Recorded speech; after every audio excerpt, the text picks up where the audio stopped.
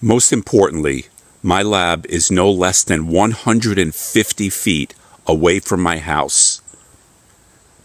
Due to the corrosive nature of the acids, it will oxidize all of the metal nearby. I am fortunate to have a decent-sized piece of property whereby I can set up my lab safely away from people and animals and continue to do my work uninterrupted. Item 1 is this simple table I bought from Staples for maybe $20. It's important that it's rugged and stable so that nothing will collapse and fall on the ground. On the ground below the table is an outdoor rubber weatherproof mat I used as one line of defense. Underneath that rubber mat, which I believe is 3 foot by 6 foot, is a layer of yellow chemical absorbent pads I picked up from a supply store fairly cheaply. Underneath those yellow pads is a piece of 3 by 6 pressure treated plywood, 3/4 inch thick. Underneath that plywood is a small layer of crushed stones. And then underneath the crushed stones, of course, is the dirt. So I have several layers of safety in the event of a problem below the table. I also have several layers of safety above the table, which I will illustrate later. Just an up close of the ground that I just spoke of. I have the rubber mat from an industrial supply store, possibly $75. The yellow absorbent chemical pads, probably another $75. Underneath that, you might not be able to see, is my pressure treated plywood. And then underneath that, which you definitely won't see, is a layer of crushed stones. This keeps the table firm and stable throughout the season. A little more in-depth about this particular grouping. This is my off-season storage configuration. Underneath the tarp are 2 outdoor enclosures that I will show you in a moment. Underneath those enclosures is the same type of groundwork that I illustrated underneath the table. A rubber mat. Underneath that is the yellow absorbent chemical material. Underneath that is going to be 3/4 inch pressure treated plywood, and underneath that is the crushed stones. So these 2 containers were underneath the tarp. These are valuable outdoor weatherproof vessels that I purchased from a supply store, possibly about $150 each. They are invaluable to the backyard outdoor refiner. Number 1 is they store chemicals, stock pot, acid peroxide, beakers, etc.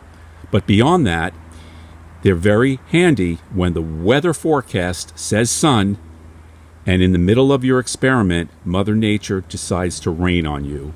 Very quickly, you move your experiments into these vessels, close the lid, and you are done for the day. The left vessel contains my stock pot and will contain the acid peroxide experiment when I get that started in the next videos.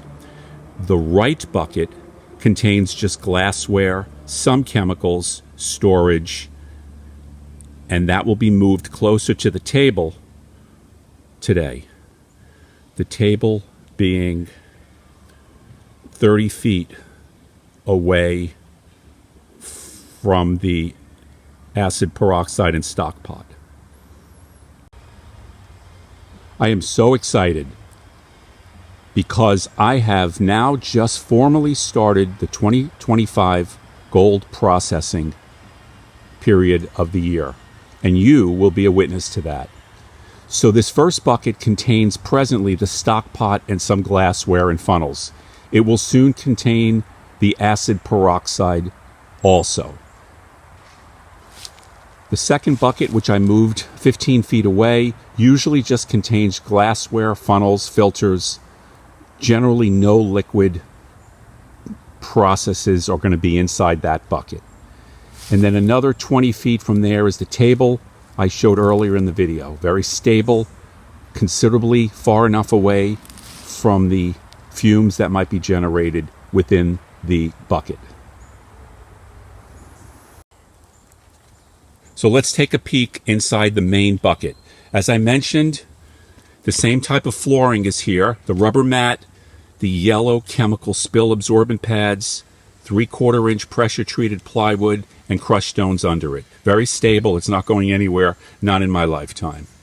Inside this bucket is just some storage, some glassware, some sodium nitrate, funnels. This is the stock pot. I purposely kept it orange. It's the only orange bucket I have. This way I know the difference between an orange stock pot and a white acid peroxide bucket. I have a slot here to make it breathe. Otherwise, this will be removed shortly, and the acid peroxide bucket will go side by side with the bubbler. This lid will close. I'll run an electric cord all the way to the house and just have this bucket do its thing. The downside with this bucket is that it will accumulate fumes inside.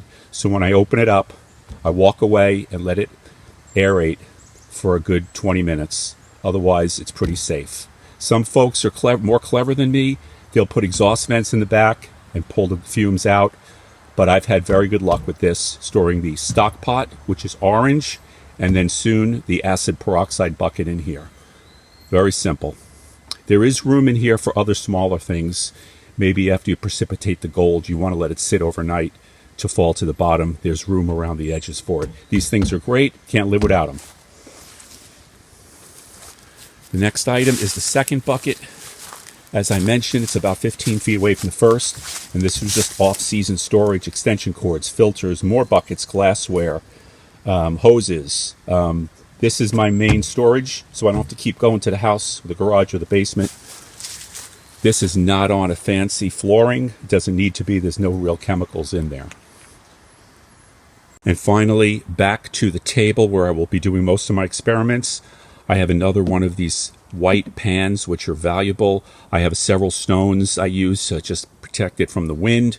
And then I will use this table a lot as I do my experiments. Real simple, very well detailed, and efficient.